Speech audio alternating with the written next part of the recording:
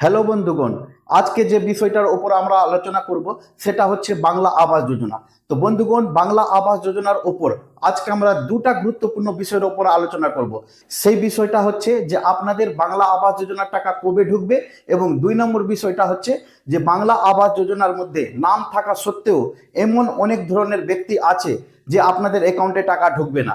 সেই টাকাটা আপনাদের কি কারণে ঢুকবে না সেই জিনিস নিয়ে আজকের ভিডিওতে আমরা আলোচনা করব। তো বেশি দেরি না করে চলো শুরু করা যাক ভিডিওটা। তো বন্ধুগণ, আপনারা হয়তো জেনে খুশি হবেন যে আপনাদের বাংলা আবাস যোজনার টাকা 16ই জানুয়ারিতে আপনাদের অ্যাকাউন্টে টাকাটা ঢুকতে চলেছে। এবং বন্ধুরা, আমি একটু আগে যে কথাটা বললাম যে অনেক ব্যক্তি রয়েছে যে আপনাদের অ্যাকাউন্টে টাকা ঢুকবে না, সেটা কি কারণে? সেই কারণটা হচ্ছে বন্ধুগণ, যে অনেক ব্যক্তি যখন SMS ভেরিফিকেশন করছিলেন তখন তারা কিন্তু দুটা বিষয় ভুল করেছেন। সেই ভুলটা হচ্ছে আপনারা অ্যাকাউন্ট এবং আইএফসি কোড ম্যাচ না করে আপনারা অ্যাকসেপ্ট করে নিয়েছেন। তো বন্ধুগণ, এখন পর্যন্ত আপনারা যে SMS টা রেখেছেন, জানি না SMS আপনাদের কাছে আছে কিনা, কিন্তু যদি আপনাদের না থাকে তাহলে আপনারা আমাকে কমেন্টে জানাবেন। আমি একটা লিঙ্ক প্রদান করব, সেই লিঙ্কে ক্লিক করে দেখে নেবেন আপনাদের যে SMS টা অ্যাকসেপ্ট আছে না রিজেক্ট আছে।